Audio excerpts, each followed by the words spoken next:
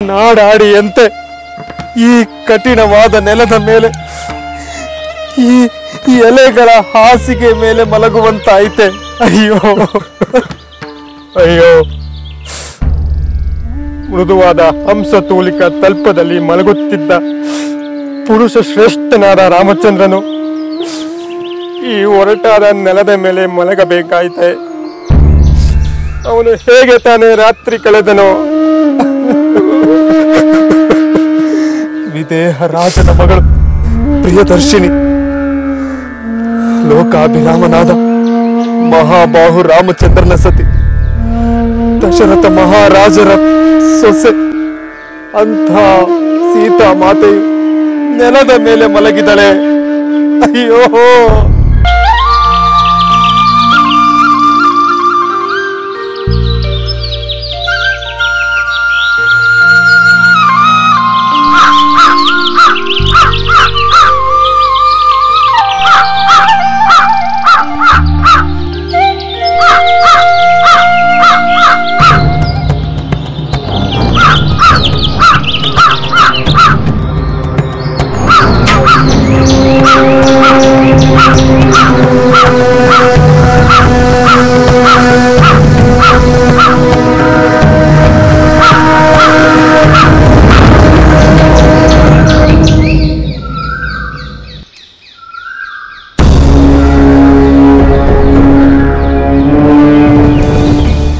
ಇದೇನಾಯ್ತು ದೇವಿ?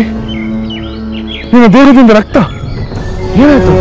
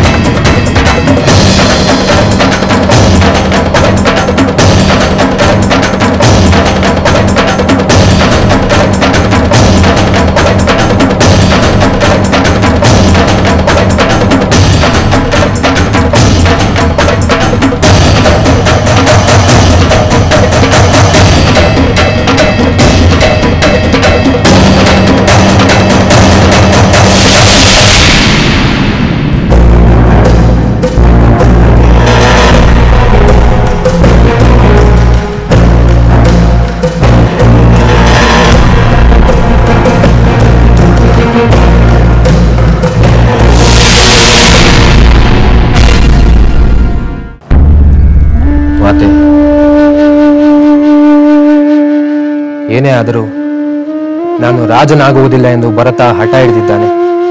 ರಾಮನಲ್ಲದೆ ಈ ಕೋಸಲ ದೇಶದ ಸಿಂಹಾಸನವನ್ನೇರುವ ಅಧಿಕಾರ ಬೇರೆ ಯಾರಿಗೂ ಇಲ್ಲ ಎಂದು ಖಂಡಿತವಾಗಿ ಹೇಳುತ್ತಿದ್ದಾನೆ. ಆ ಕೈಕೆಗೆ ರಾಜಮಾತೆ ಎನ್ನಿಸಿಕೊಳ್ಳುವ ಅದೃಷ್ಟ ಇಲ್ಲವೆಂದೇ ಕಾಣುತ್ತದೆ. ಕುಮಾರ, ಆ ಕೈಕೆಯಿಗೆ ರಾಜಮಾತೆಯಾಗುವ ಯೋಗ ಇದೆಯೋ ಇಲ್ಲವೋ ಅದು ಮುಖ್ಯವಲ್ಲ. 14 ವರ್ಷಗಳು ಸಿಂಹಾಸನವನ್ನು ಬರಿದಾಗಿರಿಸುವುದು ಹೇಗೆ ಸಾಧ್ಯ? ನಿಜ ಮಾತೆ, ತಂದೆಯವರ ಉತ್ತರಾಧಿಕಾರಿ ಯಾರಾದರೂ ಆಗಲೇಬೇಕು. ಆದರೆ ಅದಕ್ಕೆ ಭರತ ಸಿದ್ಧನಿಲ್ಲ, ನಾನೂ ಸಿದ್ಧನಿಲ್ಲ. ಮುಂದೆ ಏನು ಮಾಡುವುದೆಂದು ನನಗೂ ತೋಚುತ್ತಿಲ್ಲ. ಅಲ್ಲ, ಮಾವನವರು ಸ್ವರ್ಗವಾಸಿಗಳಾದ ನಂತರ ವನವಾಸದ ನಿಬಂಧನೆಗಳಿಗೆ ಏನು ಅರ್ಥ? ರಾಮಚಂದ್ರ ಮರಳಿ ಬಂದು ಪಟ್ಟವನ್ನೇರಬಹುದಲ್ಲವೇ? ಹೌದು, ಅದರಿಂದ ನಮ್ಮೆಲ್ಲರ ದುಃಖವೂ ನಿವಾರಣೆಯಾಗುತ್ತದೆ. ರಾಮಚಂದ್ರ ಮರಳಿ ಬಂದರೆ ನಿಸ್ತೇಜವಾಗಿರುವ ಈ ಅಯೋಧ್ಯೆ ಹಾಗೂ ಅರಮನೆಗೆ ಒಂದು ನವ ಚೈತನ್ಯ ಬಂದಂತಾಗುತ್ತದೆ. ಹೌದು ಶ್ರುತಕೀರ್ತಿ, ಮಹಾರಾಜರು ಸ್ವರ್ಗಸ್ಥರಾದ ಮೇಲೆ ರಾಮಚಂದ್ರನು ವನವಾಸದಲ್ಲಿ ಏಕಿರಬೇಕು?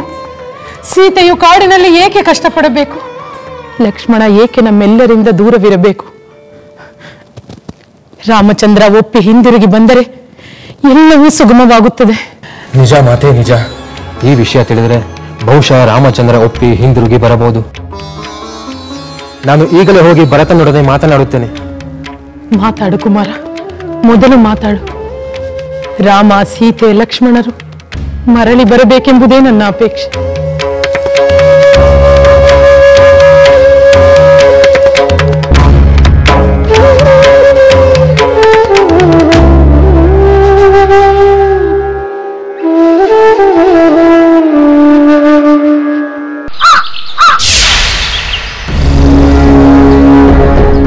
ಪುರುಷೋತ್ತಮ, ಮಹಾಮಹಿಮ, ಕಾಪಾಡು, ಕಾಪಾಡು. ನಿನ್ನ ಭಯಂಕರವಾದ ಅಸ್ತ್ರದಿಂದ ನನ್ನ ಪ್ರಾಣವನ್ನು ಉಳಿಸು. 3 ಲೋಕಗಳು ಸುತ್ತಿದರೂ ನಿನ್ನ ಬಾಣವು ನನ್ನ ಬೆನ್ನು ಬಿಡುತ್ತಿಲ್ಲ. ದಯಮಾಡಿ ನನ್ನನ್ನು ಮನ್ನಿಸು. ನಿನ್ನಲ್ಲಿ ಪ್ರಾಣ ಭಿಕ್ಷೆ ಬಿಡುತ್ತಿದ್ದೇನೆ. ದೇವ, ಕಾಪಾಡು, ನನ್ನನ್ನು ಕಾಪಾಡು. ಕಾಕಾಸುರ, ನೀನು ಸೀತೆಯ ವಿಷಯದಲ್ಲಿ ಮಹಾ ಅಪರಾಧವನ್ನೇ ಮಾಡಿರುವೆ. ನಿನ್ನ ಪ್ರಾಣ ಹರಣದ ಉದ್ದೇಶದಿಂದಲೇ ನಾನು ಆ ಅಸ್ತ್ರವನ್ನು ನಿನ್ನ ಮೇಲೆ ಪ್ರಯೋಗಿಸಿದೆ. ಆದರೆ ನೀನು ನನಗೆ ಶರಣಾಗತನಾಗಿ ನನ್ನಲ್ಲಿ ನಿನ್ನ ಪ್ರಾಣ ಭಿಕ್ಷೆಯನ್ನು ಬೇಡುತ್ತಿರುವೆ. ಶರಣಾಗತ ರಕ್ಷಣೆ ನನ್ನ ಕರ್ತವ್ಯವೆಂಬುದು ನಿಜ. ಶರಣಾಗತ ವತ್ಸಲ, ನಾನು ಮಾಡಿದ ಮಹಾಪರಾಧಗಳಿಗೆ ಸೀತಾಮಾತೆಯನ್ನು ಕ್ಷಮೆ ಕೇಳುತ್ತೇನೆ. ದಯಮಾಡಿ ದಯ ತೋರು. ದೇವಿ, ಈ ರಾಕ್ಷಸನು ನಿನ್ನ ಮೇಲೆ ಮಾಡಿದ ಅಪರಾಧವನ್ನು ಮನ್ನಿಸಿ ಪ್ರಾಣದಾನ ಮಾಡುವುದು ನಿನಗೆ ಸಮ್ಮತವೇ? ಸ್ವಾಮಿ, ದುಷ್ಟರನ್ನು ಶಿಕ್ಷಿಸುವವನೆಂದು ನಿಮ್ಮನ್ನು ಕೀರ್ತಿಸುವಂತೆ ಶರಣಾಗತ ವತ್ಸಲನೆಂದು ನಿಮ್ಮನ್ನು ಕೀರ್ತಿಸಬೇಕು. ನಿನ್ನ ಭಾವನೆ ನನಗೆ ಅರ್ಥವಾಯಿತು ದೇವಿ. ಎಲೈ ಕಾಕಾಸುರ, ನೀನು ನಮ್ಮಿಬ್ಬರ ಕ್ಷಮೆಗಳ ಅರ್ಹನಾಗಿರುವೆ. ಆದರೆ ಈ ರಾಮಬಾಣ ಎಂದೂ ವ್ಯರ್ಥವಾಗುವುದಿಲ್ಲ. ಆದ್ದರಿಂದ ನಿನ್ನ ಶರೀರದ ಒಂದು ಅಂಗವನ್ನು ಅದಕ್ಕೆ ಗುರಿ ಮಾಡಲೇಬೇಕು. ನೀನು ಬಯಸಿದ ಅಂಗವನ್ನು ಇದಕ್ಕೆ ಗುರಿ ಮಾಡಿ ನಿನ್ನ ಪ್ರಾಣವನ್ನು ಉಳಿಸಿಕೊ. ನಾನು ಇಷ್ಟು ಮಾತ್ರ ಮಾಡಲು ಸಾಧ್ಯ. ರಾಮಚಂದ್ರ, ನನ್ನ 2 ಕಣ್ಣುಗಳಲ್ಲಿ ಒಂದು ಕಣ್ಣನ್ನು ನಿನ್ನ ಬಾಣಕ್ಕೆ ಗುರಿ ಮಾಡುತ್ತೇನೆ. ನಿನ್ನ ಅನುಗ್ರಹದಿಂದ ಒಂದು ಕಣ್ಣಿಂದಲೇ ಜೀವಿಸುತ್ತೇನೆ. ತಥಾಸ್ತು.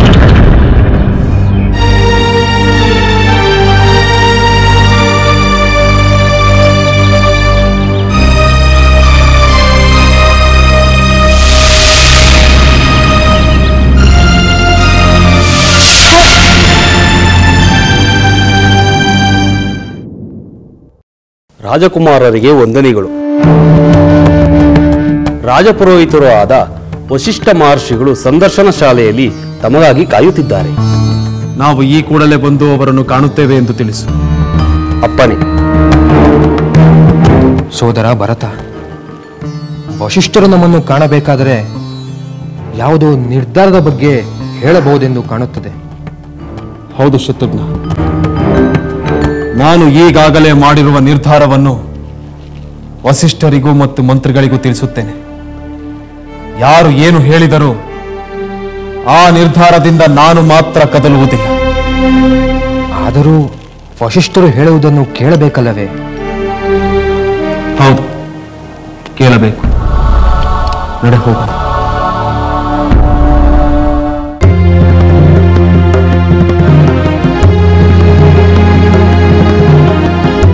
ಪೂಜ್ಯರಿಗೆ ಪ್ರಣಾಮಗಳು. ಸಮಸ್ತ ಸನ್ಮಂಗಳಾನಿ ಭವಂತು.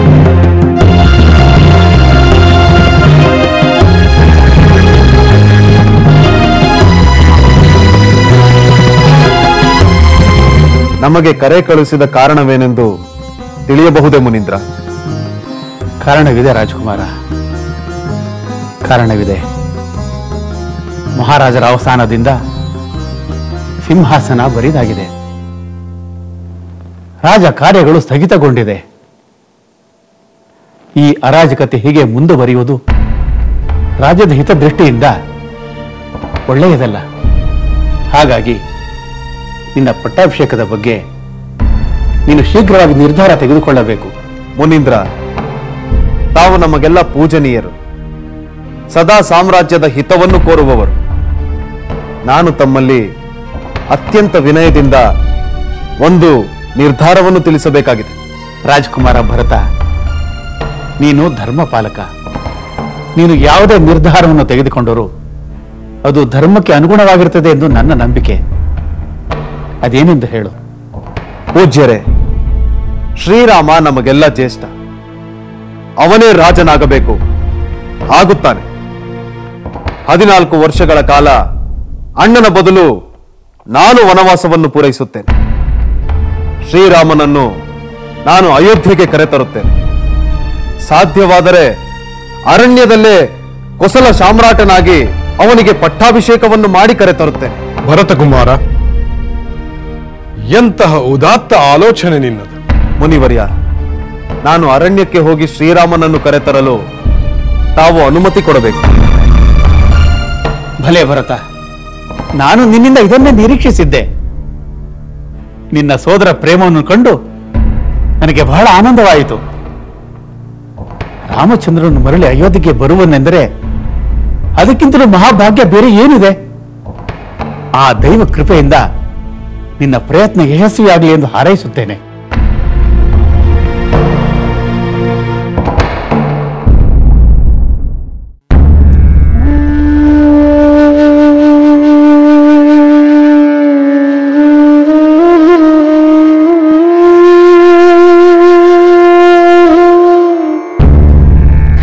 ಸುಮಿತ್ರೆ, ಸುಮಿತ್ರೆ, ಸಹೋದರಿ, ಸಂತೋಷ ನಿನ್ನ ಮುಖದಲ್ಲಿ ನೃತ್ಯವಾಡುತ್ತಿರುವಂತಿದೆ. ಏನು ವಿಷಯ ಸೋದರಿ? ಭರತ ಶತ್ರುಘ್ನರು ರಾಮನನ್ನು ಕರೆತರಲು ಹೋಗುತ್ತಿದ್ದಾರೆ. ಹೌದೇನು? ಹೌದು, ನಾನು ಅವರೊಡನೆ ಹೋಗುತ್ತಿದ್ದೇನೆ. ಭರತನ ಮಾತನ್ನು ಕೇಳದಿದ್ದರೆ ನಾನು ಅವನನ್ನು ಒಪ್ಪಿಸುತ್ತೇನೆ. ಆದರೆ ನಿನ್ನ ಮಾತನ್ನು ಅವನು ಒಪ್ಪುತ್ತಾನೆಯೇ? ಒಪ್ಪಲೇಬೇಕು. ಪತಿ ಸೇವೆಯೇ ಪರಮ ಸೇವೆ ಎಂದು ನನ್ನನ್ನು ಇಲ್ಲಿಯೇ ಬಿಟ್ಟು ಹೋದ. ಈಗ ಪತಿಯೇ ಇಲ್ಲ ಎಂದ ಮೇಲೆ ನಾನು ಯಾರ ಸೇವೆಯನ್ನು ಮಾಡಲಿ? ಪತಿಹೀನರಾದ ನಮಗೆ ಪುತ್ರವೇ ಆಶ್ರಯವಿಲ್ಲವೇ? ಅಕ್ಕ, ನಿನ್ನ ಮಾತು ತರ್ಕಬದ್ಧವಾಗಿದೆ. ನಿನ್ನ ಅಭಿಲಾಷೆಯು ಸರಿಯಾಗಿರುವಂತಿದೆ. ಆದರೆ ಪಿತೃವಾಕ್ಯ ಪರಿಪಾಲನೆಯನ್ನು ಒಪ್ಪಿ ವನವಾಸಕ್ಕೆ ಹೋಗಿರುವ ರಾಮಚಂದ್ರ ಈಗ ಅದನ್ನು ನಿರಾಕರಿಸಿ ನಮ್ಮೊಡನೆ ಬರುತ್ತಾನೆ ಎಂಬ ಶಂಕೆ ನನಗಿದೆ. ಮಾತೆ, ಅವರು ಇಲ್ಲಿಂದ ತೆರಳುವಾಗ ಇದ್ದ ಪರಿಸ್ಥಿತಿಯೇ ಬೇರೆ, ಈಗಿನ ಪರಿಸ್ಥಿತಿಯೇ ಬೇರೆ. ಬಹುಶಃ ರಾಮಚಂದ್ರರು ಹಿಂದಿರುಗಿ ಬರುವ ಮನಸ್ಸು ಮಾಡಬಹುದು. ಅಂದರೆ ಅವನೊಡನೆ ಲಕ್ಷ್ಮಣನು ಬರುತ್ತಾನೆ. ನಿಮ್ಮ ಏಕಾಕಿತನ ದೂರವಾಗುತ್ತದೆ. ಊರ್ಮಿಳೆಯನ್ನು ನೋಡಿದರೆ ನನಗೆ ಸಂಕಟವಾಗುತ್ತದೆ. ಪತಿಯೊಡನೆ ಆನಂದದಿಂದ ಇರಬೇಕಾದ ಇವಳು ತನ್ನ ದುಃಖವನ್ನೆಲ್ಲ ಮನಸ್ಸಿನಲ್ಲಿಯೇ ಅಡಗಿಕೊಂಡು ನಮ್ಮ ಸೇವೆಯನ್ನು ಮಾಡುತ್ತಿದ್ದಾಳೆ. ಅವಳ ದುಃಖ ಪರಿಹಾರವಾಗಬೇಕೆಂದರೆ ಲಕ್ಷ್ಮಣ ಬರಬೇಕು.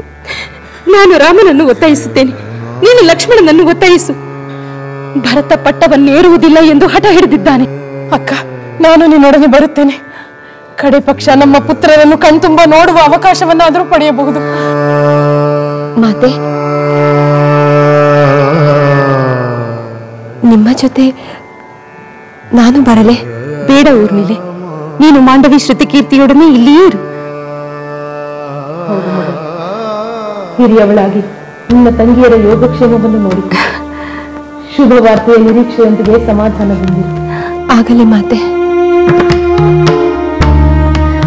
ಅಕ್ಕ, ನಾವು ಅರಣ್ಯಕ್ಕೆ ತೆರಳಲು ಸಿದ್ಧತೆ ಮಾಡಿಕೊಳ್ಳೋಣವೇ? ಹೌದು, ಬಾ ಬೇಗ ಹೋಗೋಣ.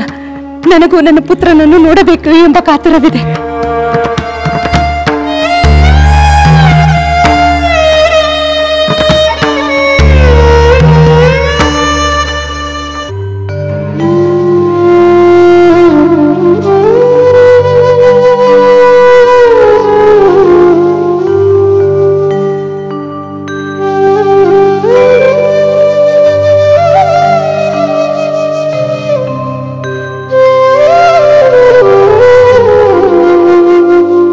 ಮಹಾರಾಣಿ, ಎಷ್ಟೊಂದು ಚಿಂತಿಸುತ್ತೀರಿ. ಹೇಗಾದರೂ ಮಾಡಿ ತಮ್ಮ ಪುತ್ರ ಭರತನನ್ನು ಪಟ್ಟಾಭಿಷಿಕ್ತನಾಗುವಂತೆ ಮನವೊಲಿಸಿದರಾಯಿತು. ವ್ಯರ್ಥ, ಬರೀ ವ್ಯರ್ಥ. ನಾವು ಎಷ್ಟು ಪ್ರಯತ್ನಿಸಿದರೂ ಪ್ರಯೋಜನವಿಲ್ಲ. ನನ್ನ ಪುತ್ರ ಭರತ ಒಪ್ಪುವುದಿಲ್ಲ ಮಂತರೆ. ನಾವು ಇನ್ನಷ್ಟು ಪ್ರಯತ್ನಿಸಿದರೆ ಅವನು ಮತ್ತಷ್ಟು ನಮ್ಮನ್ನು ದ್ವೇಷಿಸುತ್ತಾನೆ. ಎಷ್ಟೇ ಕ್ರೋಧವಿರಲಿ, ಎಷ್ಟೇ ದ್ವೇಷವಿರಲಿ, ಕಾಲವು ಎಲ್ಲವನ್ನೂ ಶಮನಗೊಳಿಸುತ್ತದೆ ಮಹಾರಾಣಿ.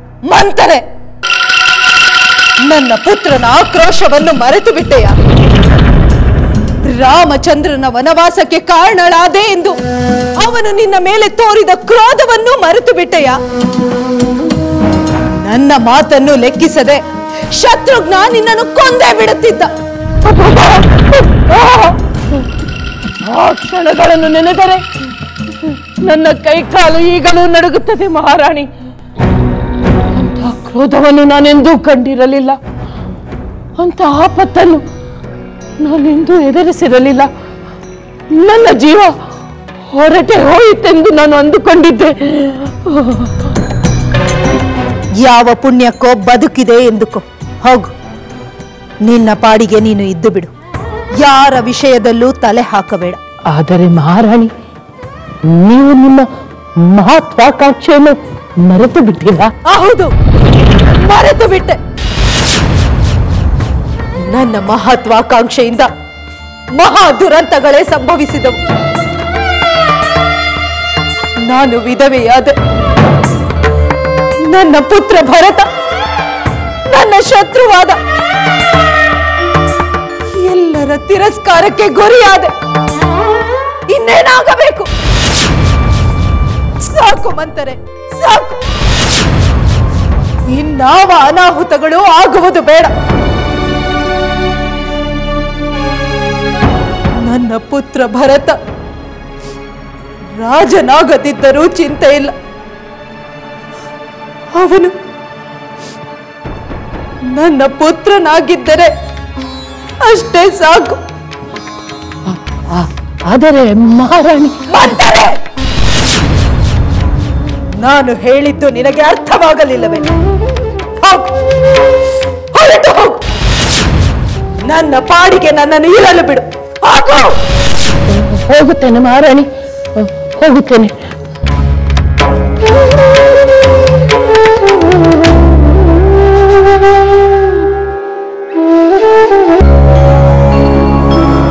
ಮಹಾಮಂತ್ರಿ ಸುಮಂತ್ರರೇ, ನಾವು ಚಿತ್ರಕೂಟಕ್ಕೆ ಹೊರಡಲು ರಥಗಳು, ಸೇನೆ ಸಿದ್ಧವಾಗಿದೆಯೇ? ಎಲ್ಲವೂ ಸಿದ್ಧವಾಗಿದೆ ಕುಮಾರ. ಮಾತೆಯರಾದ ಕೌಸಲ್ಯ ಮತ್ತು ಸುಮಿತ್ರೆಯರು ನಮ್ಮೊಡನೆ ಬರಲು ಸಿದ್ಧರಾಗಿದ್ದಾರೆ. ಅವರಿಗಾಗಿ ವಿಶೇಷ ರಥಗಳನ್ನು ಸಿದ್ಧಪಡಿಸಿದ್ದೆ. ಬಹಳ ಸಂತೋಷ. ಇನ್ನೂ ಒಳ್ಳೆಯದೇ ಆಯಿತು. ರಾಮ ಲಕ್ಷ್ಮಣರು ತಮ್ಮ ಮಾತೆಯರನ್ನು ಕಂಡು ಸಂತೋಷ ಪಡಲಿ.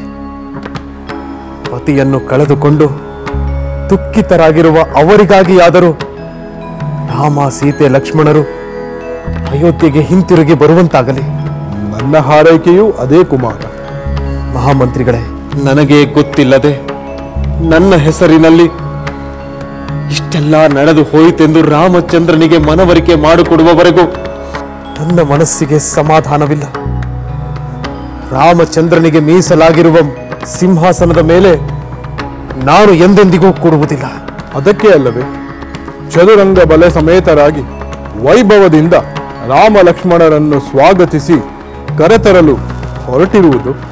ಹೌದು ಮಹಂತ್ರಿಗಳೇ, ರಾಮಚಂದ್ರನು ಅಯೋಧ್ಯೆಗೆ ಹಿಂತಿರುಗಿ ಬರಲು ಒಪ್ಪಿಬಿಟ್ಟರೆ ಇಲ್ಲಿಯವರೆಗೂ ನಡೆದ ಅಚಾತುರ್ಯಗಳಿಗೆ ಒಂದು ಪರಿಹಾರವನ್ನು ಕಂಡುಕೊಂಡಂತಾಗುತ್ತದೆ.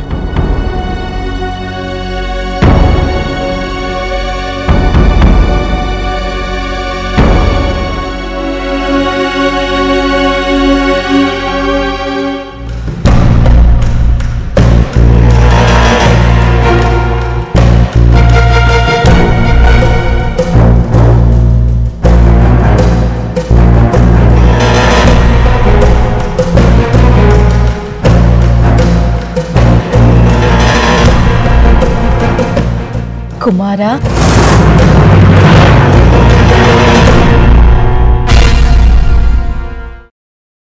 ಭರತ, ನನ್ನನ್ನು ನಿನ್ನೊಂದಿಗೆ ಚಿತ್ರಕೂಟಕ್ಕೆ ಕರೆದುಕೊಂಡು ಹೋಗು. ಏಕೆ? ನೀನೇಕೆ ಬರಬೇಕು? ಅಲ್ಲಿಗೆ ಬಂದು ನಿನ್ನ ವರದಂತೆ ರಾಮಚಂದ್ರನು ವನವಾಸದಿಂದ ಹಿಂತಿರುಗಿ ಬರುವುದು ತಪ್ಪು ಎಂದು ನೆನಪು ಮಾಡಲು ಬರುವೆಯಾ? 14 ವರ್ಷಗಳನ್ನು ಪೂರೈಸದೆ ಹಿಂತಿರುಗಿ ಬರುವುದು ಅಧರ್ಮವೆಂದು ಒತ್ತಾಯ ಮಾಡಲು ಬರುವೆಯಾ? ನನ್ನ ಆ ಶಕ್ತಿಯೆಲ್ಲ ಎಂದೋ ಕಳೆದು ಹೋಯಿತು. ನನ್ನ ಸ್ವಾರ್ಥ, ಹಠಮಾರಿತನ ಎಲ್ಲವೂ ನಾಶವಾಯಿತು. ನನ್ನ ಅಲ್ಪ ಬುದ್ಧಿಯಿಂದ ಎಷ್ಟು ಜನರಿಗೆ ಎಷ್ಟೆಲ್ಲ ಕಷ್ಟಗಳನ್ನು ಕೊಟ್ಟೆ ಎಂಬುದು ನನಗೀಗ ಅರಿವಾಗುತ್ತಿದೆ ಕುಮಾರ. ಈಗ ಪಶ್ಚಾತ್ತಾಪ ಪಟ್ಟರೆ ಏನು ಪ್ರಯೋಜನ? ನಿನ್ನ ಬಾಳಿನ ಸರ್ವಸ್ವವಾದ ನಿನ್ನ ಪತಿಯನ್ನು ಕಳೆದುಕೊಂಡು ವೈಧವ್ಯದ ಪಟ್ಟವೇರಿದ ಮೇಲೆ ನಿನಗೆ ಬುದ್ಧಿ ಬಂದರೆ ಅದರಿಂದ ಲಾಭವೇನು? ಇಲ್ಲ ಕುಮಾರ, ಇಲ್ಲ. ನಾನು ಆ ಮೊದಲಿನ ಕೈಕೇಯಿ ಅಲ್ಲ. ಬೇಡ, ನೀನು ನಮ್ಮೊಂದಿಗೆ ಬರುವುದು ಬೇಡ. ನಿನ್ನಿಂದಾಗಿ ವನವಾಸಕ್ಕೆ ಹೋಗಿರುವ ರಾಮಚಂದ್ರನ ದರ್ಶನ ಮಾಡುವ ಅರ್ಹತೆ ಕೂಡ ನಿನಗಿಲ್ಲ.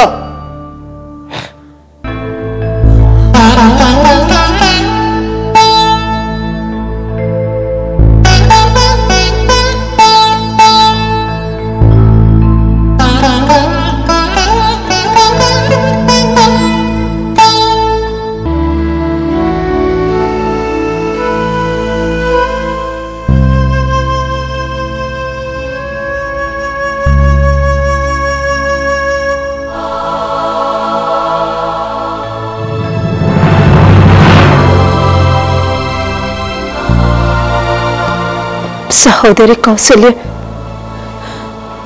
ಸಹೋದರಿ ಸುಮಿತ್ರೆ,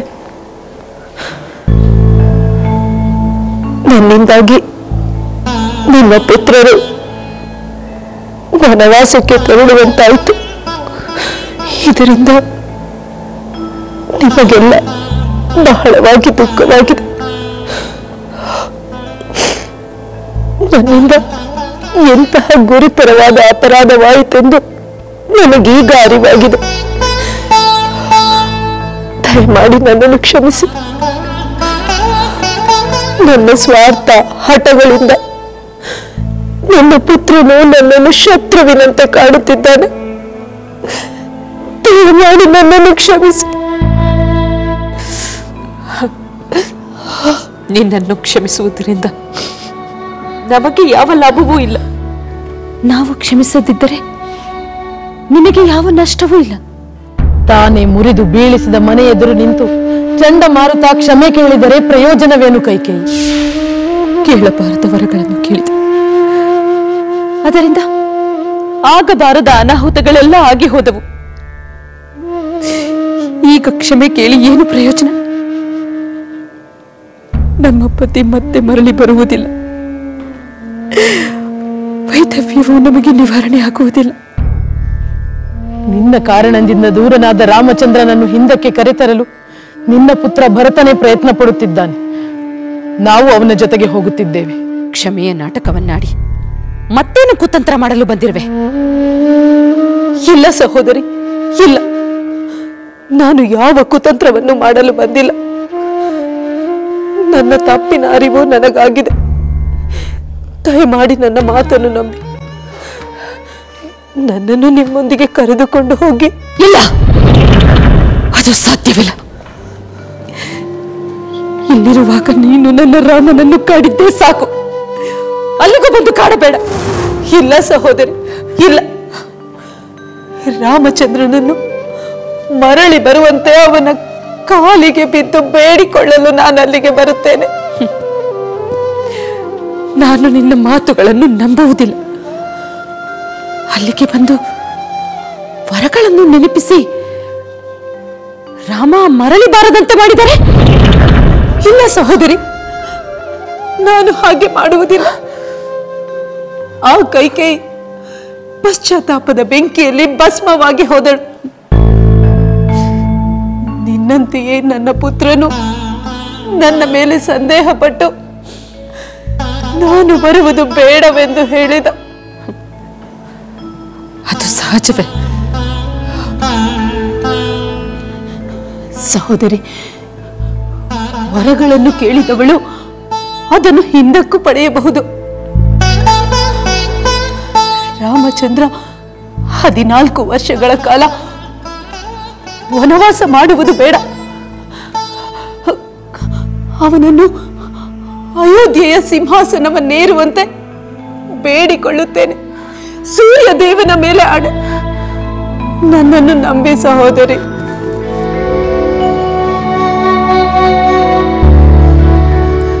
ಅಕ್ಕ, ಅವಳು ಬರಲಿ ಬಿಡಿ.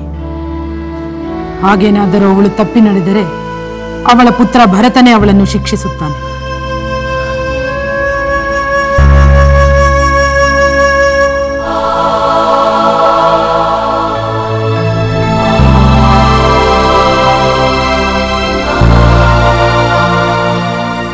ಆಗಲಿ, ನೀನು ನಮ್ಮೊಂದಿಗೆ ಬಾ. ನನ್ನನ್ನು ಕ್ಷಮಿಸಿದ ನಿಮಗೆ ಕೃತಜ್ಞತೆಗಳು. ನಿಮ್ಮ ಈ ದಯಾಗುಣವನ್ನು ನಾನೆಂದೂ ಮರೆಯುವುದಿಲ್ಲ.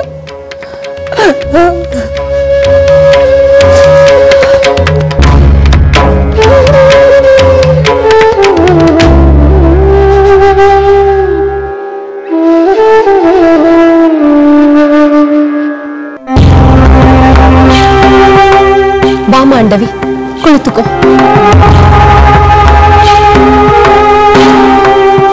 ಇಲ್ಲಿಗೆ ಬಂದ ಕ್ಷಣದಿಂದ ಒಂದಿಷ್ಟು ಸಮಾಧಾನವಿರಲಿಲ್ಲ.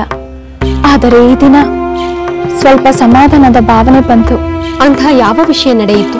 ಬಹುಶಃ ರಾಮ ಲಕ್ಷ್ಮಣರನ್ನು ಕರೆತರಲು ನಮ್ಮ ಮಾತಾಮಯ್ಯವರು ಹೊರಟರಲ್ಲ, ಅವರೊಂದಿಗೆ ಸೀತೆಯೂ ಬರಬಹುದೆಂಬ ಸಮಾಧಾನವಿರಬೇಕು. ಅದಕ್ಕಿಂತ ಮುಖ್ಯವಾದ ಇನ್ನೊಂದು ಕಾರಣವಿದೆ ಶ್ರುತಕೀರ್ತಿ. ಇನ್ನೊಂದು ಕಾರಣವೇ? ಏನದು ಮಾಂಡವಿ? ನನ್ನ ಅತ್ತೆ ಕೈಕೇಯಿಯವರಿಂದ ಕೌಸಲ್ಯಾದೇವಿಯವರಿಗೂ ಸುಮಿತ್ರಾದೇವಿಯವರಿಗೂ ದುಃಖ ಉಂಟಾಯಿತು. ಆದರೂ ಅವರು ಅದನ್ನೆಲ್ಲ ಮರೆತು ನನ್ನ ಮಾತಾಮಯ್ಯಿಯವರನ್ನು ಅವರ ಜೊತೆಯಲ್ಲಿ ಕರೆದುಕೊಂಡು ಹೋದರಲ್ಲ, ಅದೇ ನನಗೆ ಸಮಾಧಾನ. ಹೌದು ಮಾಂಡವಿ, ಇನ್ನೇನು ರಾಮ ಲಕ್ಷ್ಮಣರು ಬಂದೇ ಬಿಟ್ಟರೇನೋ ಎಂಬ ಸಂಭ್ರಮದಲ್ಲಿ ನಮ್ಮ ಮೂವರು ಮಾತಾಮಯ್ಯಿಯವರು ಅನ್ಯೋನ್ಯದಿಂದ ಇರುವುದನ್ನು ಕಂಡು ನನಗೆ ಅಚ್ಚರಿ ಉಂಟಾಯಿತು. ಪತಿಯನ್ನು ಕಳೆದುಕೊಂಡು ಮೂವರು ಸಮಾನವಾಗಿ ದುಃಖಿಸುತ್ತಿದ್ದಾರೆ. ಏನೇ ಆದರೂ ನನ್ನ ಮಾತಾಮಯ್ಯಿಯವರು ಬದಲಾದರಲ್ಲ, ಅವರ ಸ್ವಾರ್ಥ ಹಠಗಳು ಕರಗಿದವಲ್ಲ, ಅದೇ ಸಂತೋಷ. ಕಿರಿಯ ಮಾತೆಯವರು ನಮ್ಮ ಮಾತಾಮಯ್ಯವರ ದುಃಖವನ್ನು ಲೆಕ್ಕಿಸದೆ, ಮಹಾರಾಜರ ಸಂಕಟವನ್ನು ಪರಿಗಣಿಸದೆ ಕಠೋರವಾಗಿ ವರ್ತಿಸಿದನ್ನು ನೆನೆಸಿಕೊಂಡರೆ ಈಗಲೂ ಭಯವಾಗುತ್ತದೆ. ನನ್ನ ಪತಿ ಕಿರಿಯ ಮಾತೆಯವರ ಮೇಲೆ ತಾಳಿದ ಆಕ್ರೋಶವನ್ನು ನೆನೆಸಿಕೊಂಡರೆ ಜೀವ ನಡಗುತ್ತದೆ. ಅಂದರೆ ಕೈಕೇಯಿಯವರು ಚಿತ್ರಕೂಟಕ್ಕೆ ತೆರಳಿದರೆ ಅಲ್ಲೇನಾದರೂ ಅನರ್ಥವನ್ನು ಮಾಡಬಹುದು ಎಂಬ ಶಂಕೆಯೇ? ಆ ಶಂಕೆಗೆ ಅವಕಾಶವಿಲ್ಲ ಶ್ರುತಕೀರ್ತಿ. ತಾವು ಯಾವ ಪುತ್ರನನ್ನು ರಾಜನನ್ನಾಗಿ ಮಾಡಬೇಕು ಎಂದು ಮಾಡಬಾರದ ಪ್ರಯತ್ನವನ್ನೆಲ್ಲ ಮಾಡಿದರೋ ಅದೇ ಪುತ್ರನು ತಾಯಿಯೆಂದು ಲಕ್ಷಿಸದೆ ಕಠಿಣವಾಗಿ ನಿಂದಿಸಿದಾಗಲೇ ಅವರಿಗೆ ತನ್ನ ತಪ್ಪಿನ ಅರಿವಾಯಿತು. ನನ್ನ ಪತಿ ತಾನು ಯಾವುದೇ ಕಾರಣಕ್ಕೂ ಸಿಂಹಾಸನವನ್ನೇರುವುದಿಲ್ಲವೆಂದು ದೃಢವಾಗಿ ನುಡಿದರೋ ಆಗಲೇ ಅವರಿಗೆ ಬ್ರಹ್ಮ ನಿರಸನವಾಯಿತು. ತಾವು ಎಷ್ಟು ಸಣ್ಣವರೆಂಬ ಭಾವನೆ ಬಂದಿರುತ್ತದೆ. ಇರಬಹುದು. ತಾವು ಮಾಡಿದ ತಪ್ಪು ಈ ರೀತಿಯಾದರೂ ಸರಿ ಹೋದರೆ ತಮ್ಮ ಮೇಲಿರುವ ಎಲ್ಲರ ಕೋಪ ಸ್ವಲ್ಪವಾದರೂ ಕಡಿಮೆಯಾಗಬಹುದೆಂಬ ಭಾವನೆ ಬಂದಿರಬಹುದು. ಖಂಡಿತವಾಗಿಯೂ ಬಂದಿರುತ್ತದೆ ಊರ್ಮಿಳೆ. ಇಲ್ಲದಿದ್ದರೆ ಅವರು ಕಾಡಿ ಬೇಡಿ ಅವರ ಜೊತೆಯಲ್ಲಿ ಹೊರಡುತ್ತಿರಲಿಲ್ಲ. ಜೊತೆಗೆ ಕಳೆದುಕೊಂಡ ಪುತ್ರನ ಪ್ರೀತಿಯನ್ನು ಈ ಮೂಲಕವಾದರೂ ಮರಳಿ ಪಡೆಯಬೇಕೆಂಬ ಭಾವನೆ ಬರುವುದು ಸಹಜ ತಾನೆ? ಹೇಗಾದರೂ ಸರಿ, ನಮ್ಮ ಸೀತಾರಾಮ ಲಕ್ಷ್ಮಣರು ಮರಳಿ ಅಯೋಧ್ಯೆಗೆ ಬಂದರೆ ಸಾಕು. ಅದಕ್ಕಿಂತ ಭಾಗ್ಯ ನಮಗೆ ಬೇರೆ ಇಲ್ಲ.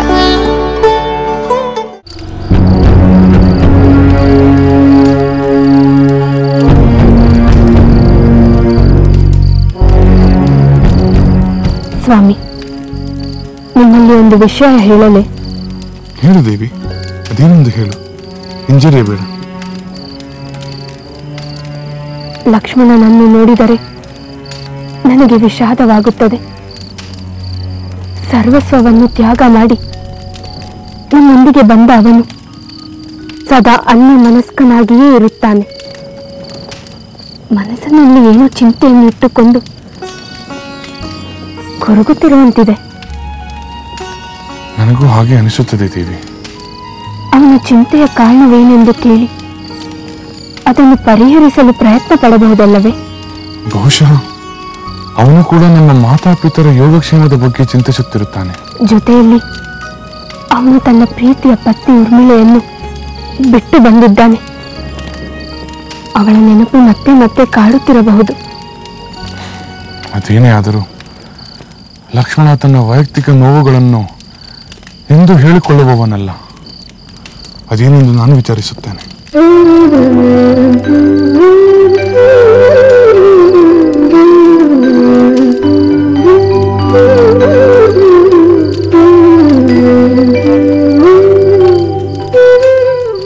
ಲಕ್ಷ್ಮಣ, ಸಹೋದರ, ಏನಾದರೂ ಬೇಕಾಗಿತ್ತೆ? ನನಗೇನು ಬೇಡ. ನಾನು ಕೇಳುವ ಮೊದಲೇ ನಮ್ಮ ಎಲ್ಲ ಅಗತ್ಯಗಳನ್ನು ಪೂರೈಸುವ ನಿನ್ನ ಅಗತ್ಯವೇನೆಂದು ನಾನು ಕೇಳಬೇಕೆನಿಸಿತು.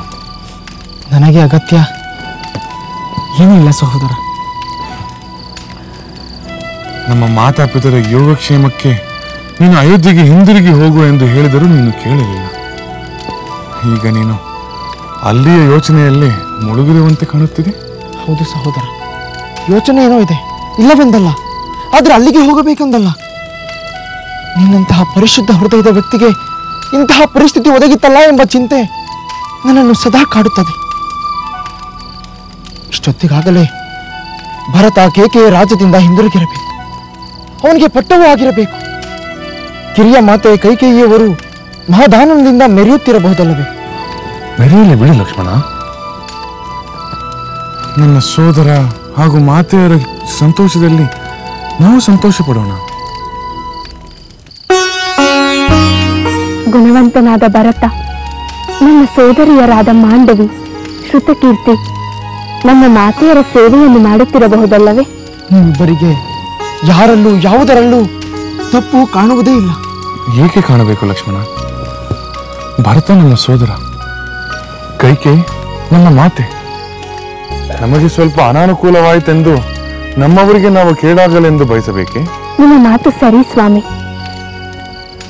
ನನ್ನ ಸೋದರಿಯರು ಮಾಂಡವಿಯಾಗಲಿ ಶ್ರುತಕೀರ್ತಿಯಾಗಲಿ ನಮ್ಮ ಅರಣ್ಯವಾಸದ ವಿಷಯವನ್ನು ತಿಳಿದು ಸಂಕಟ ಪಡುತ್ತಾರೆ ಹೊರತು ಸಂತೋಷ ಪಡುವುದಿಲ್ಲ. ಅದೇ ರೀತಿ ನನ್ನ ಸೋದರ ಭರತನು ಕೂಡ ಇದೇ ವಿಷಯಕ್ಕೆ ವಿಷಾದ ಪಡುತ್ತಾನೆ. ಹಾಗಾದರೆ ಭರತ ಯುವರಾಜನಾಗುತ್ತಿರುವುದು ನ್ಯಾಯವೆನ್ನುತ್ತೀಯಾ? ತಂದೆಯವರ ಆಜ್ಞೆಯಂತೆ ಅದೇ ನ್ಯಾಯ, ಅದೇ ಧರ್ಮ. ಏನಾದರೂ ಆಗಲಿ, ಆದರೆ ಆ ಕೇಕೆಯಿಂದ ನನ್ನ ನಿನ್ನ ಮಾತೆಯರಿಗೆ ಯಾವ ತೊಂದರೆಯೂ ಆಗದಿದ್ದರೆ ಸಾಕು.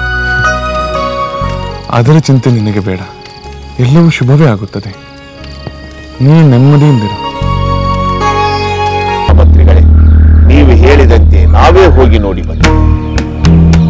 ಅಂಬಿಗರು ನಿಮಗೆ ಹೇಳಿದಂತೆ ಗಂಗಾ ನದಿಯ ತೀರದಲ್ಲಿ ಸಾಗರೋಪಾದಿಯಲ್ಲಿ ಸೈನ್ಯ ಸೇರಿಕೊಂಡಿದೆ.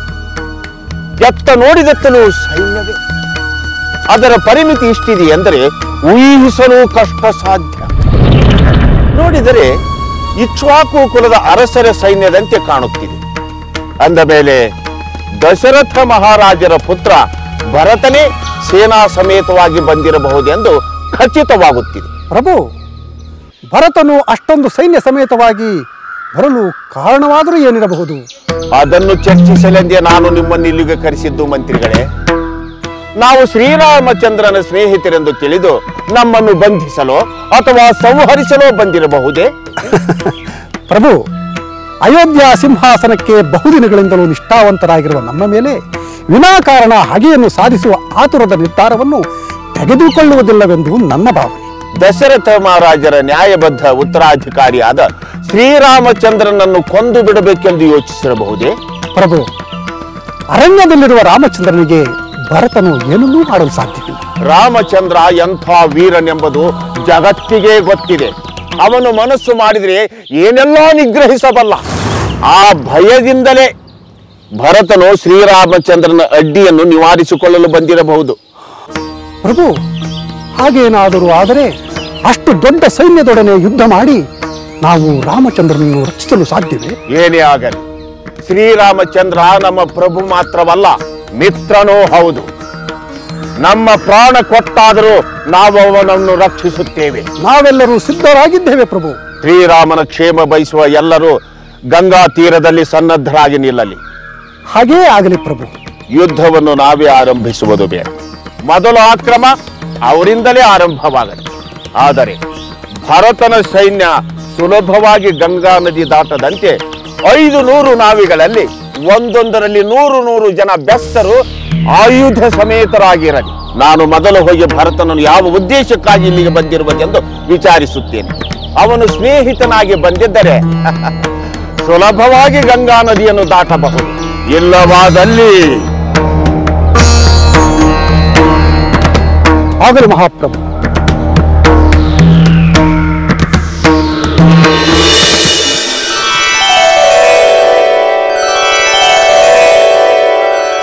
ರಾಜಕುಮಾರ, ಗಂಗಾ ನದಿಯ ತೀರದಲ್ಲಿ ಅಯೋಧ್ಯೆಗೆ ಆಶ್ರಿತರಾದ ನಿಷಾದ ರಾಜ ಗುಹ ತನ್ನ ಪರಿವಾರದೊಂದಿಗೆ ಬರುತ್ತಿದ್ದಾನೆ. ಬೇಡರ ರಾಜ ಗುಹ ತಮ್ಮನ್ನು ಕಾಣಲು ಬಯಸುತ್ತಿದ್ದಾನೆ. ಮಹಾಮಂತ್ರಿಗಳೇ, ನಾವು ಅತಿ ಶೀಘ್ರವಾಗಿ ರಾಮಚಂದ್ರನನ್ನು ಕಾಣಬೇಕಾಗಿದೆ. ಈ ನಿಷಾದ ರಾಜನೊಂದಿಗೆ ಮಾತನಾಡುತ್ತಾ ಸಮಯ ಕಳೆಯಬೇಕೆ? ಈ ನಿಷಾದ ರಾಜ ಗುಹ ರಾಮಚಂದ್ರನಿಗೆ ಪ್ರಿಯ ಸಖನಾಗಿದ್ದಾನೆ. ಆತನಿಗೆ ಈ ದಂಡಕಾರಣ್ಯದ ಪರಿಚಯ ಚೆನ್ನಾಗಿದೆ. ಆತನಿಂದ ರಾಮ ಲಕ್ಷ್ಮಣರಿರುವ ಸ್ಥಳ ತಿಳಿಯಬಹುದು. ಇಲ್ಲವಾದರೆ ಈ ದಟ್ಟ ಅರಣ್ಯದಲ್ಲಿ ಹುಡುಕಾಟದಲ್ಲೇ ಹೆಚ್ಚು ಸಮಯವನ್ನು ನಾವು ಕಳೆಯಬೇಕಾಗುತ್ತದೆ. ನೀವು ಹೇಳುತ್ತಿರುವುದು ಸರಿಯಾಗಿದೆ ಸುಮಂತ್ರರೇ. ನಿಷಾದ ರಾಜ ಗುಹ ಆದಷ್ಟು ಬೇಗನೆ ನನ್ನನ್ನು ಬಂದು ಕಾಣಲಿ.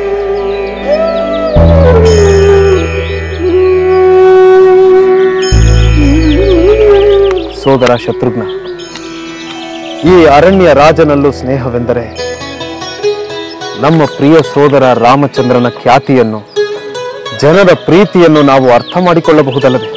ಹಾಗೆ ನೋಡಿದರೆ ರಾಮಚಂದ್ರನ ಮೇಲೆ ಪ್ರೀತಿ ತೋರಿಸಿದವರು ಯಾರು ಇಲ್ಲವೆಂದೇ ನನ್ನ ನಂಬಿಕೆ.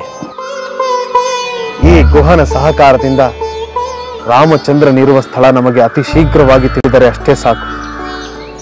ಇಲ್ಲವಾದರೆ ಪರಿಚಯವಿಲ್ಲದ ಈ ಅರಣ್ಯ ಪ್ರದೇಶದಲ್ಲಿ ನಾವು ದಾರಿ ತಪ್ಪಿ ಅಲಿಯುವಂತಾಗಬಹುದು.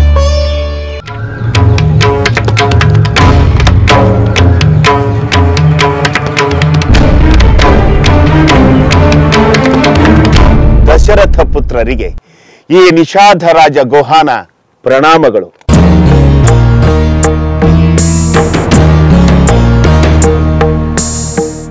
ನಿಷಾದ ರಾಜ, ನೀನು ನಮ್ಮ ಪ್ರಿಯ ಸೋದರ ರಾಮಚಂದ್ರನ ಪರಮ ಮಿತ್ರನೆಂದು ತಿಳಿದು ನಮಗೆ ಬಹಳ ಸಂತೋಷವಾಯಿತು. ನಿನ್ನನ್ನು ಸಂಧಿಸಿದ್ದು ನಮಗೆ ಬಂಧುವನ್ನು ಕಂಡಂತೆ ಪ್ರಿಯವಾಯಿತು. ರಾಜಕುಮಾರ, ಶ್ರೀರಾಮಚಂದ್ರನ ಸಹೋದರರಾದ ನಿಮ್ಮನ್ನು ಕಂಡು ನನಗೂ ಮಹದಾನಂದವಾಯಿತು. ನಿಮ್ಮ ಆಗಮನದ ವಾರ್ತೆ ಮೊದಲೇ ನನಗೆ ತಿಳಿದಿದ್ದರೆ ನಿಮ್ಮ ಹಾಗೂ ನಿಮ್ಮ ಪರಿವಾರದ ಸ್ವಾಗತಕ್ಕೆ ಸಕಲ ಸಿದ್ಧತೆಯನ್ನು ಮಾಡಿಕೊಂಡಿರುತ್ತಿದ್ದೆ. ಇಲ್ಲಿರುವ ಎಲ್ಲ ವಸ್ತುಗಳು ತಮ್ಮವೇ. ಕೆಲವು ಕಾಲ ಈ ಸೇವಕನ ಮನೆಯಲ್ಲಿ ಇದ್ದು ಸಂತೋಷದಿಂದ ಹೋಗಬಹುದಲ್ಲ? ನಮಗೆ ವಿಶ್ರಾಂತಿಯ ಅಗತ್ಯವಿಲ್ಲ ಮಿತ್ರ. ನಾವು ಆದಷ್ಟು ಬೇಗ ರಾಮ ಲಕ್ಷ್ಮಣರನ್ನು ಕಾಣಬೇಕು. ಕಾಣುವರಂತೆ. ಹಾಗೆಂದು ಉಪವಾಸದಿಂದ ದೇಹ ನಿತ್ರಾಣಗೊಳ್ಳಬೇಕೆ? ತಮಗಾಗಿ ಬಗೆ ಬಗೆಯ ಹಣ್ಣು ಹಂಪಲುಗಳನ್ನು ಸಿದ್ಧಗೊಳಿಸುತ್ತೇನೆ. ತಾವು ಹಾಗೂ ತಮ್ಮ ಪರಿವಾರದವರು ಹಣ್ಣು ಹಂಪಲೆ ಸ್ವೀಕರಿಸಿ ಈ ದಿನ ರಾತ್ರಿ ಇಲ್ಲೇ ತಂಗಿದ್ದು ಮುಂಜಾನೆ ಪ್ರಯಾಣ ಮುಂದುವರಿಸಬಹುದಲ್ಲ? ಪ್ರಿಯ ಮಿತ್ರ ಗುಹ, ನಮ್ಮ ಅಪಾರ ಸೈನ್ಯವನ್ನು ಸತ್ಕರಿಸಲು ಮುಂದಾದ ನಿನ್ನ ಔದಾರ್ಯ ದೊಡ್ಡದು. ಆದರೆ ನಾವು ಉಪಹಾರ ವಿಶ್ರಾಂತಿಗಳಲ್ಲಿ ಆಸಕ್ತರಾಗಿಲ್ಲ. ಶ್ರೀರಾಮಚಂದ್ರನು ಸಾಗಿದ ಮಾರ್ಗದಲ್ಲಿ ಸಾಗಿ ಅತಿ ಶೀಘ್ರವಾಗಿ ಅವನನ್ನು ಕಾಣಬೇಕಾಗಿದೆ. ದಯಮಾಡಿ ಆ ವಿಚಾರವೇನಾದರೂ ತಿಳಿದಿದ್ದರೆ ನಮಗೆ ತಿಳಿಸು. ಅದೇ ನಮಗೆ ಸತ್ಕಾರ, ವಿಶ್ರಾಂತಿ ಎಲ್ಲ. ತಿಳಿಸುತ್ತೇನೆ ರಾಜಕುಮಾರರೇ, ಖಂಡಿತ ತಿಳಿಸುತ್ತೇನೆ. ಗುಹಾ, ಭಾರದ್ವಾಜರ ಆಶ್ರಮಕ್ಕೆ ಹೋಗುವ ದಾರಿ ಯಾವುದು?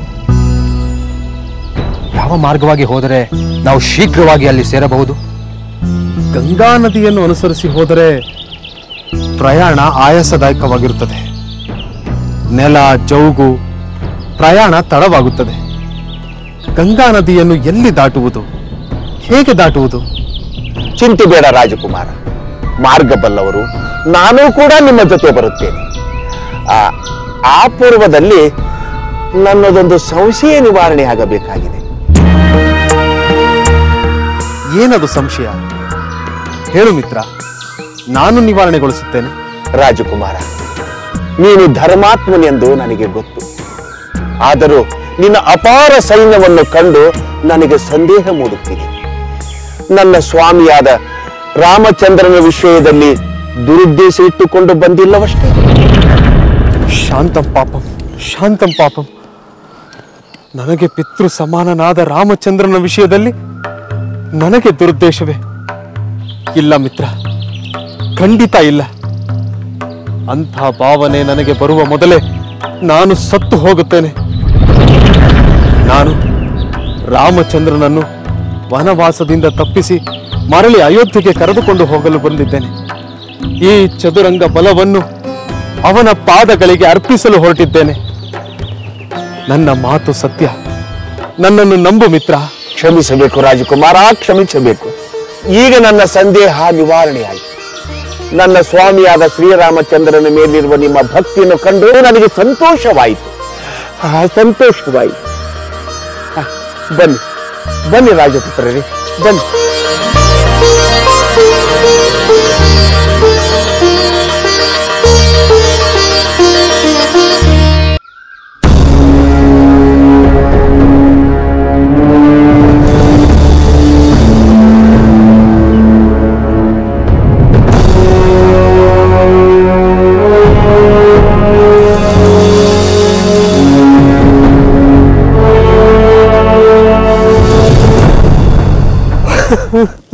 ಅಯ್ಯೋ,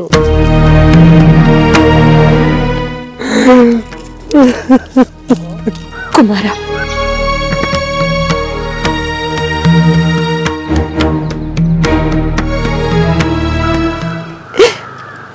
ಏಕೆ ದುಃಖಿಸುತ್ತಿರುವೆ? ಈ ನಿನ್ನ ದುಃಖವನ್ನು ನನ್ನಿಂದ ಸಹಿಸಲಾಗುತ್ತಿಲ್ಲ ಭರತ. ಮಗು, ಏಕೆ ಇಷ್ಟು ದುಃಖ? ರಾಮ ಲಕ್ಷ್ಮಣರ ಬಗೆಗೆ ಏನಾದರೂ ಅಪ್ರಿಯ ವಾರ್ತೆಯನ್ನು ಕೇಳಿದೆಯಾ? ಇಲ್ಲ ಮಾತೆ, ನಾನು ಯಾವ ಅಪ್ರಿಯ ವಾರ್ತೆಯನ್ನು ಕೇಳಲಿಲ್ಲ. ಆದರೆ ಮಿತ್ರನಾದ ಈ ಗುಹನಿಂದ ರಾಮ, ಸೀತಾ, ಲಕ್ಷ್ಮಣರು ಒಂದು ರಾತ್ರಿಯನ್ನು ಇದೇ ಸ್ಥಳದಲ್ಲಿ ಕಳೆದರೆಂದು ಕೇಳಿ ಸಂಕಟದ ಬೆಂಕಿ ನನ್ನ ಹೃದಯವನ್ನು ದಹಿಸುತ್ತಿದೆ. ಕುಮಾರ, ಈಗ ಪ್ರಭುಗಳು ಇಲ್ಲ, ರಾಮ ಲಕ್ಷ್ಮಣರು ಅರಣ್ಯ ಪಾಲಾದರು. ನಮ್ಮ ಪಾಲಿಗೆ ನೀನೇ ದಿಕ್ಕು. ಈಗ ನೀನೇ ಕುಸಿದು ಹೋದರೆ ನಮ್ಮ ಗತಿ ಏನು ಪುತ್ರ? ತಾಪಸನಂತೆ 14 ವರ್ಷ ಕಾಲ ಕಳೆಯಬೇಕಾದ್ದರಿಂದ ನನ್ನ ಅರಮನೆಗೆ ಬರಲು ಶ್ರೀರಾಮಚಂದ್ರ ಸಮ್ಮತಿಸಲಿಲ್ಲ ರಾಜಮಾತೆ.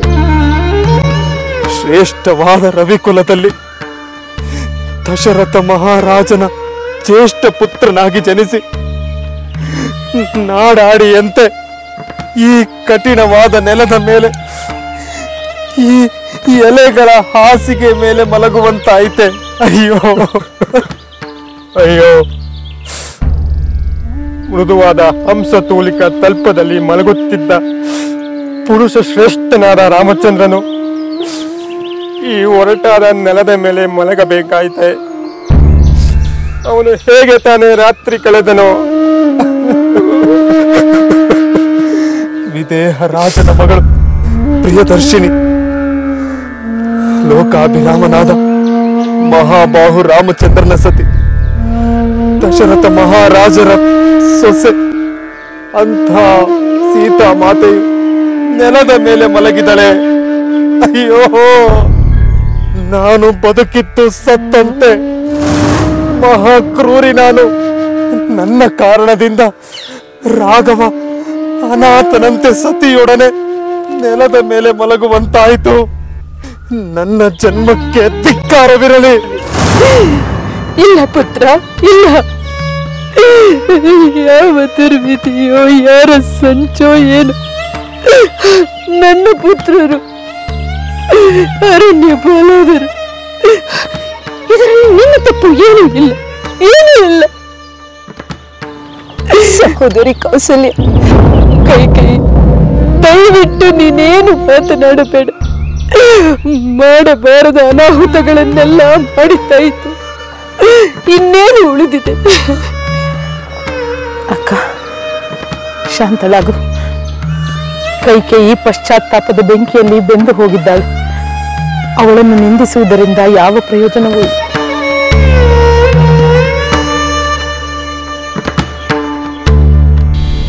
ದಶಕಂಠ, ಆ ಕುಬೇರ ಕೈಲಾಸದಲ್ಲಿ ಪರಶಿವನ ನೆರಳಿನಲ್ಲಿದ್ದಾನೆ. ಆ ಪರಶಿವನೇ ಅವನಿಗೆ ಬೆಂಗಾವಲಾಗಿ ನಿಂತರೆ ಆಗ ನಿನ್ನ ಗತಿ ಏನು ಕುಮಾರ? ಪರಬ್ರಹ್ಮನಿಂದ ವರವನ್ನು ಪಡೆದು ಅಜೇಯನಾಗಿರುವ ನನ್ನನ್ನು ಆ ಪರಶಿವನು ಪರಾಭವಗೊಳಿಸಲಾರ. ಹೀಗಿರುವಾಗ ಕುಬೇರನು ನನಗೆ ಸಾಟಿಯೇ? ಮಾತೆ, ನೀವು ನನ್ನನ್ನು ಆಶೀರ್ವದಿಸಿ ನಿಶ್ಚಿಂತೆಯಿಂದಿರಿ. ನಿಮ್ಮ ಹರಕೆಯ ಬಲದಿಂದ ನಾನು ಗೆದ್ದು ಬರುವುದು ಖಂಡಿತ. ವಿಜಯೇ ಭವ. ಆದರೂ ಕುಮಾರ, ಎಚ್ಚರದಿಂದ ಇರು. ಎಚ್ಚರದಿಂದಿರಬೇಕಾದವರು ನನ್ನ ಶತ್ರುಗಳು, ನಾನಲ್ಲ.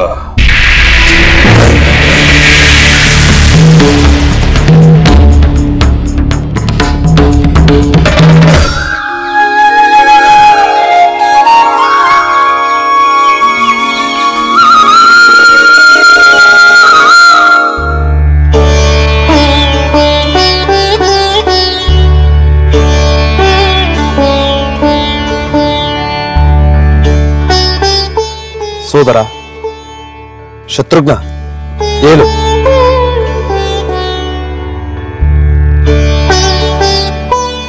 ಇನ್ನೂ ನಿದ್ರಿಸುತ್ತಿರುವೆಯ?